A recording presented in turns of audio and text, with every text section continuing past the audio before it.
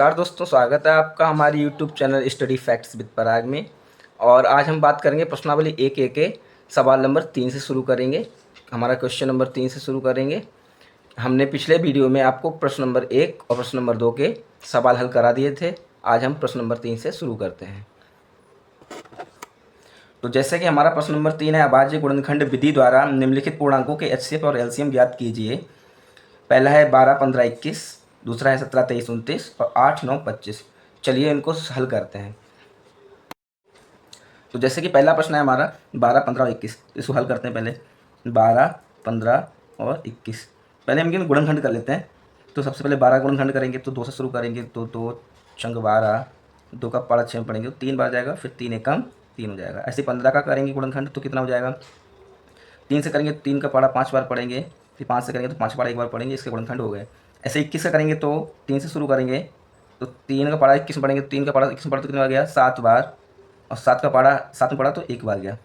अभी तीनों गुणनखंड हो गए। अब हमें किसका निकालना है, पहले हमें निकालना है एचसीएफ। तो हम लिखेंगे एचसीएफ, जिस इसका निकालना है उसको कोष्ठक के अंदर लिख देते हैं। तो 12, 15, 21। जब कभी ऐसा लिखा मिले कि एचसीएफ और कोष्ठक के अंदर संख्या लिखी हो तो उसका मतलब ये होता है कि इन संख्याओं का, इन दी हुई संख्याओं का आपको एचसीएफ ज्ञात करना है। तो चलिए देखते हैं एचसीएफ कैसे निकालेंगे। तो एचसीएफ में हमें क्या करना होता है, सबसे पहले इनके गुणनखंड लिख लेंगे यहाँ पे। तो हमारे 12 के जो गुणनखंड है वो कितने हैं, 2 गुणे 2 गुणे 3, या घात के रूप लिखेंगे 2 की घात 2 गुणे 3। और हमारे जो 15 के गुणनखंड है वो है 3 गुणे 5, और 21 के गुणनखंड है 3 गुणे 7। अब हमें देखना है एचसीएफ क्या होता है जो तीनों में होना चाहिए। तो इसमें देखो 2 है, इसमें 2 नहीं है, इसमें 2 नहीं है, 2 तो हमारा एचसीएफ नहीं होगा। और इसमें हमारा 3 है, 3 है, इसमें 3 है, इसमें 3 है, एक ही 3 है तो एक 3 लिख लेंगे। अब 5 इसमें है, इसमें भी नहीं है, इसमें भी नहीं, 5 को भी नहीं लिखेंगे। 7 इसमें है, इन दोनों में नहीं है तो 7 में नहीं लिखेंगे। तो हमारा एचसीएफ कितना गया, 3। अब हमें एलसीएम इसका निकालना है तो कैसे निकालेंगे, एलसीएम निकालने के लिए क्या करेंगे, जो सब में होता है और जो सब बड़ी घात होती है वो भी लिखते हैं, और जो सब में नहीं होता है उनकी भी घात बड़ी वाली लिखते हैं। तो जैसे 2 की घात यहाँ 2 है और यहाँ नहीं है, यहाँ नहीं है, फिर भी 2 की घात बड़ी कितनी है, 2 है, तो 2 की घात 2 लिख लेंगे।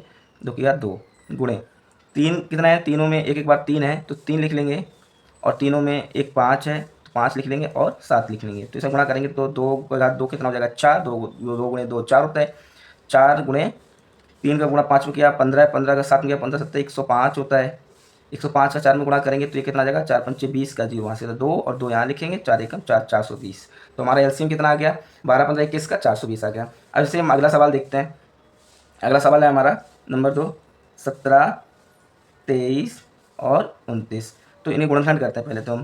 तो 17, 23, 29 गुणनखंड करेंगे, 17 करेंगे तो ये अभाज्य संख्या है तो 17 से ही जाएगा, तो 17 एकम 17। ऐसे 23 भी अभाज्य संख्या है तो 23 का भी करेंगे तो 23 एकम संख्या है तो 17 से ही जाएगा, तो 17 एकम 17। ऐसे 23 भी अभाज्य संख्या है तो 23 का भी करेंगे तो 23 एकम 23, और 29 भी अभाज्य संख्या है तो 29 को भी 29 से ही जाएगा, तो 29 एकम 29। अब हमने गुणनखंड हमने लिख लिए, 17 गुणनखंड लिखा 17 गुणे 1।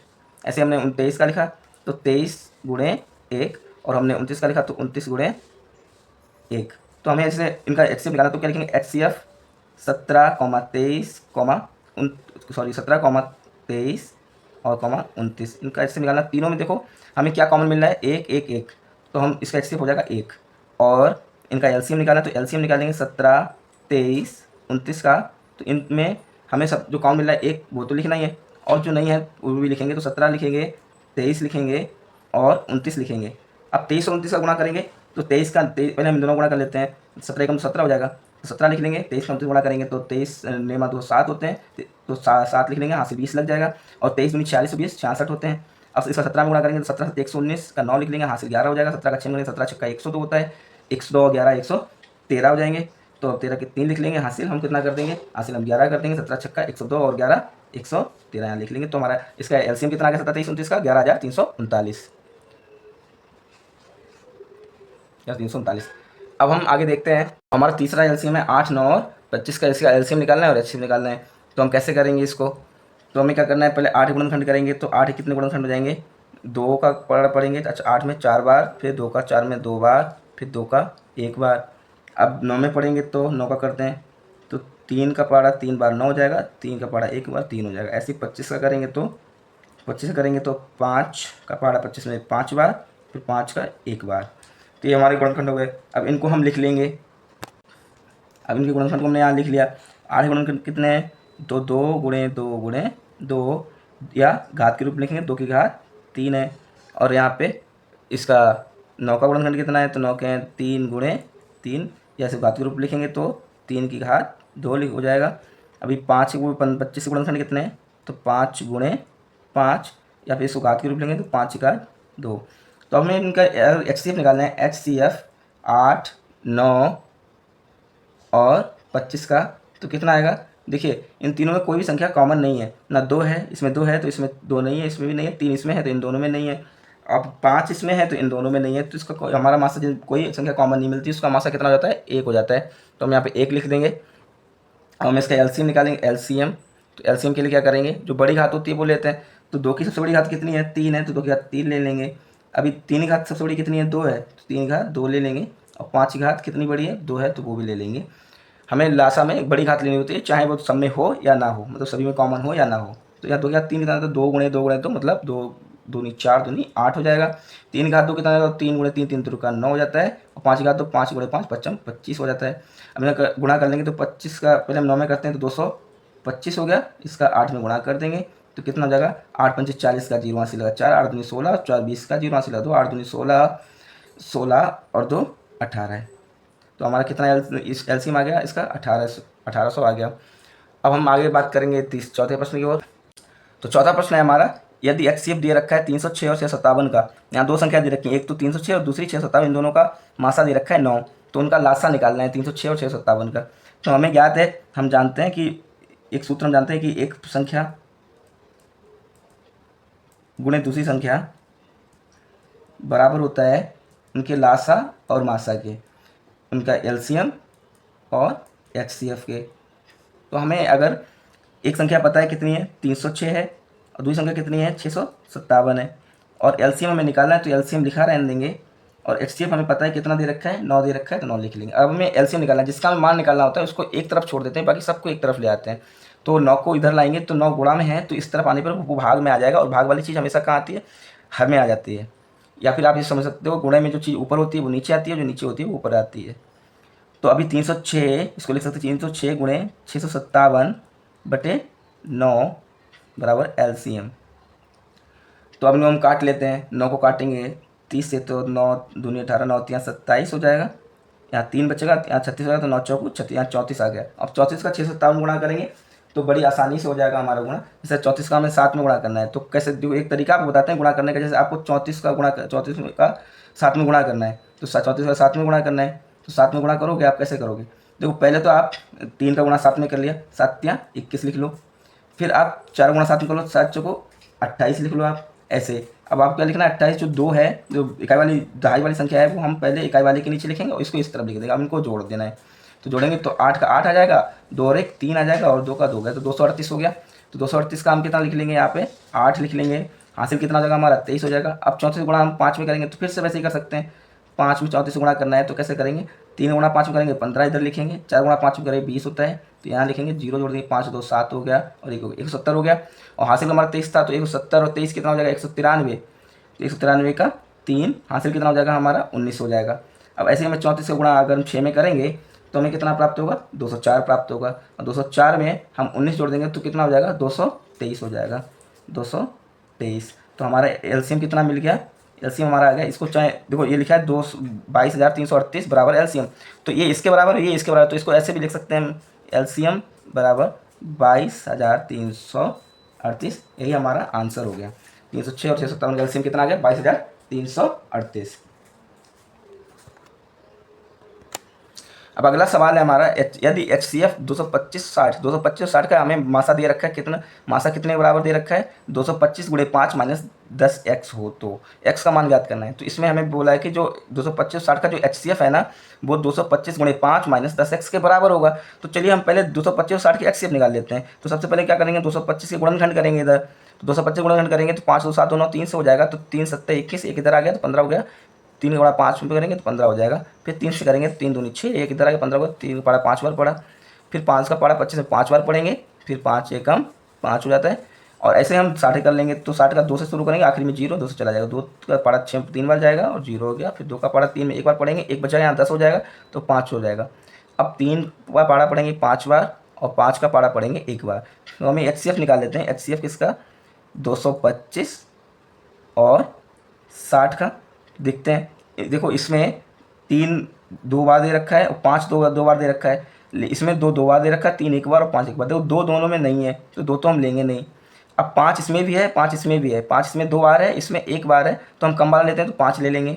और 3 इसमें 2 बार है और इसमें 1 बार है, इसमें 1 बार है तो हम 3 एक बार ले लेंगे, तो 5 3 15। तो हमारा HCF कितना आ गया इसका 15। अब हम इसको हल करते हैं। चूँकि दिया है, इन्होंने दिया है कि HCF 225, 60 बराबर है 225 गुणे 5, 225 गुणे 5 माइनस 10x। तो HCF 225 60 कितना आ गया 15 आ गया। तो हम इसकी जगह कितना लिख लेंगे 15 लिख लेंगे, बराबर 225 से 5 में गुणा करेंगे तो कितना आ जाएगा 5 में 25 के 5 हासिल लगा 2, 5 दूनी 10, 2 12 के 2 हासिल लगा 1, 5 दूनी 10 और 1 11, 11 से 25 आ गया माइनस 10x हो गया हमारा।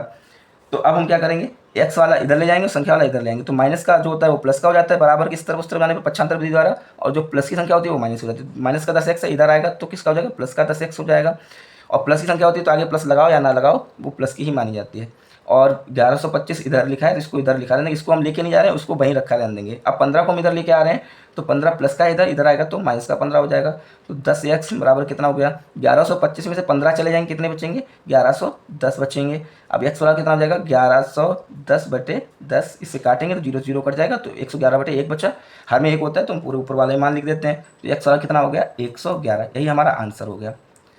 अब हम अगले सवाल की ओर बढ़ते हैं। अगला सवाल है हमारा कि HCF 120 और 225 का 15 दिया है और LCM 120 और 225 का निकालना है। तो ये सवाल नंबर 4 के जैसा है बिल्कुल, जैसा हमने अभी पीछे लगाया था। तो हम क्या करेंगे, हम जानते हैं कि पहली संख्या गुणे दूसरी संख्या ये किसके बराबर होती है, ये उनके लासा और HCF के बराबर होती है, लासा और मासा बराबर होती है। हमें LCM निकालना है। तो पहली संख्या कितनी है 120 है तो 120 लिखेंगे, और दूसरी संख्या कितनी है 225 है 225 लिखेंगे। फिर हम इसका क्या LCM लिखा है ना, तो LCM तो दिया नहीं है, LCM तो मैं निकालना, तो LCM का LCM लिख देंगे। और HCF कितना दिया है 15 दिया तो 15 लिखा, तो भाग में हो जाएगा तो 120 गुणे 225/15 हो जाएगा बराबर LCM। इसको काटेंगे 15 को 120, 15 8 120 होता है, 8 गुणा 225 में करेंगे तो LCM कितना आ जाएगा हमारा 8 पंचे 40 का 0 हासिल 4, 8 दूनी 16, 4 20 का 0 हासिल लगा 2, 8 दूनी 16 और 2 18। हमारा LCM कितना आ गया 1800, यही हमारा आंसर हो गया। अब हम चलेंगे अगले सवाल की। हमारा अगला सवाल है नीचे दी गई आकृति में x और y के मान ज्ञात कीजिए। तो इसमें x और y का हमें मान ज्ञात करना है। ऐसा हम आपको पिछले वीडियो में गुणनखंड वृक्ष विधि समझा चुके हैं कि क्या होता है इसमें। तो हम जानते हैं कि जो y है, ये जो y है ये किसके बराबर होगा 4 गुणे x के बराबर होगा। और जो x है ये x इन दोनों के गुणा से मिलेगा, तो x बराबर कितना हो जाएगा 3 गुणे 7 के बराबर होगा। तो इसको हम समीकरण 1 मान लेते हैं पहले। x बराबर कितना हो गया 7 गुणे 3, x बराबर हो गया 21। अब यही x का मान x बराबर 21 इस समीकरण में रख देंगे। तो 21 समीकरण 1 में रखने पर क्या हो जाएगा y बराबर 4 गुणे x था ना हमारा 4 गुणे x, तो x जब हमें कितना लिखना है 21 लिखना है, तो यहाँ पे हम 21 लिख देंगे। तो y बराबर 21 चौकू 84, तो हमारा उत्तर हो जाएगा 84। तो y का उत्तर हो गया हमारा 84 और x का हमारा उत्तर हो गया 21, यही हमारा आंसर हो गया। इनमें इन दोनों का गुणा करके ये बीच वाली संख्या आती है, हमेशा इन दोनों गुणा करके ये बीच वाली संख्या आती है। मतलब ये ना हमारा भाजक होता है, ये भाज्य होता है और ये भागफल होता है, तो इन दोनों गुणा करके हमेशा भाज्य आता है, भागफल और भाजक का गुणा करके। तो इससे ऐसे आसानी से कर लेना, मैंने पिछले वीडियो में अच्छे से समझाया, आप एक और वीडियो देख लीजिएगा। अब हम चलते हैं अगले प्रश्न की ओर। हमारा प्रश्न है 8वां कि 18 और 117 के HCF को 18m माइनस 117 के रूप में दर्शाया गया है। इसमें m का मान ज्ञात कीजिए और साथ ही 18 और 117 का LCM ज्ञात कीजिए। तो ये प्रश्न नंबर 5 की जैसा है हमारा। तो हम क्या करेंगे, सबसे पहले 18 और 117 गुणनखंड करके उसके HCF निकालेंगे। तो 18 गुणनखंड करेंगे तो कितना आ जाएगा, हम 2 से करेंगे तो 2 का पढ़ा 9 बार पढ़ेंगे 18 हो जाएगा। फिर 3 का पढ़ा 9 में पढ़ेंगे 3 बार, फिर 3 का पढ़ा 3 में पढ़ेंगे 1 बार। अब 117 गुणनखंड करेंगे हम, तो 117 7 और 1 8 और 1 9 3 से हो जाएगा। 3 का पढ़ा 3 बार पढ़ा तो 9 हो गया, यहाँ 2 बचा, यहाँ 27 हो गया, 3 में 27 हो गया। फिर से 3 से किया, 3 एकम 3, 3 त्रिका 9 हो गया, 13 हो गया। अब 13 अभाज्य गुणनखंड है तो 13 का 13 में जाएगा, 13 एक बार गया। अब हम क्या करेंगे, इसके गुणनखंड यहाँ लिख लेंगे। तो 18 गुणनखंड कितने हो गए 2 गुणे 3 गुणे 3, और 117 गुणनखंड कितने हो गए तो 3 गुणे 3 गुणे 13। तो तो अभी इसका HCF निकालते हैं। तो इसका HCF कितना निकलेगा, HCF निकालेंगे हम किसका, 18 और 117 का। तो देखो इसमें 3 2 बार है, इसमें भी 3 2 बार है, मतलब 3 की घात 2 बार कॉमन है, तो 2 बार इनको लिख लेंगे। बाकी 2 इसमें है, इसमें नहीं है, और 13 इसमें है, इसमें नहीं है, तो इसको हम नहीं लिखेंगे। जो उभयनिष्ठ होता है वही लिखते हैं और छोटी घात लिखते हैं। तो 3 3 का गुणा 3 गया तो कितना आ गया, 9। तो हमारा HCF कितना आ गया, 9। अब वो बोल रहा है कि यही जो HCF है, हमारा जो HCF है किसका, 18 और 117 का, ये किसके बराबर है, 18m माइनस 117 के बराबर है। तो m का मान ज्ञात करना है। तो हम HCF 18 117 कितना निकाला, 9। तो ये हो जाएगा 9 बराबर 18m माइनस 117। हमने HCF की जगह पे हमने उसका मान लिख दिया, 9 आया था, हमने यहाँ निकाला तो वो लिख दिया। अब हम इसको इधर ले आएंगे और इसको इधर ले आएंगे, m वाले को इधर लेके जाएंगे। तो ये प्लस का है, इधर आएगा तो माइनस का 18m हो जाएगा, और माइनस 117 इधर लिखा हुआ है, इसको लिखा रहने देंगे। अब प्लस का 9 इधर आएगा तो माइनस का 9 हो जाएगा। अब हम इसको माइनस 18m लिखा रहने देंगे। इधर ये दोनों संख्याएं माइनस की हैं, तो माइनस माइनस प्लस हो जाता है, तो जुड़ जाएंगी। तो 117 9 126 हो जाएगा, और चिन्ह माइनस का लगेगा क्योंकि चिन्ह हम बड़ी संख्या का लगाते हैं। तो यहाँ m बराबर कितना हो जाएगा, माइनस का 126 बटे माइनस 18, क्योंकि ये गुणा में माइनस 18 m के साथ, तो इधर आएगा तो भाग में आ जाएगा। तो इसी माइनस से माइनस कैंसिल हो जाएगा, और 18 सत्ते 126 होता है। तो m का मान कितना आ गया हमारा, 7 आ गया। m का मान पूछा तो 7 आ गया। अब बोल रहा है कि 18 और 117 का एलसीएम भी ज्ञात कीजिए। तो हमें पता है कि पहली संख्या चाहे तो हम एलसीएम इससे भी निकाल सकते हैं, लेकिन हम सूत्र से निकाल दिखा रहे हैं, जैसे ये बोल रहे हैं इसके हिसाब से। तो दूसरी संख्या बराबर उनका एलसीएम और HCF। तो पहली संख्या कितनी है, पहली संख्या हमारे 18 गुणे दूसरी संख्या कितनी है, 117, और उनका एलसीएम हमें निकालना, तो एलसीएम लिखा रहने देंगे। और HCF कितना आया था हमारा, HCF आया था 9, तो 9 इधर लिख दिया। अब 9 गुणे में हमें एलसीएम मान निकालना, तो 9 इधर ले आएंगे, तो ये हो जाएगा 18 गुणे 117 बटे 9 बराबर LCM। 9 से काटा 18 तो 9 दूनी 18, तो एलसीएम हमारा कितना आ गया, अगर हम 117 में 2 गुणा करेंगे तो कितना आ जाएगा, 234। तो हमारा एलसीएम 234 आ गया, यही हमारा आंसर आ गया। तो दोस्तों आज के लिए बस इतना ही, और फिर हम आगे जो प्रश्न है उसकी बात करेंगे अगले वीडियो में। तब तक अगर आपको हमारा तरीका समझ में आया है तो हमारे वीडियो को लाइक करें और ज़्यादा से ज़्यादा शेयर करें, और हमारे चैनल पर अगर आप नए हैं तो सब्सक्राइब करें और बेल आइकन को दबाना ना भूलें, जिससे कि आपको हमारे जो वीडियोस आते रहेंगे उनका अपडेट आपको मिलता रहे, और आप इस तरीके से हमारे साथ प्रश्नों को सीखते रहें और आगे बढ़ते रहें। तब तक के लिए धन्यवाद।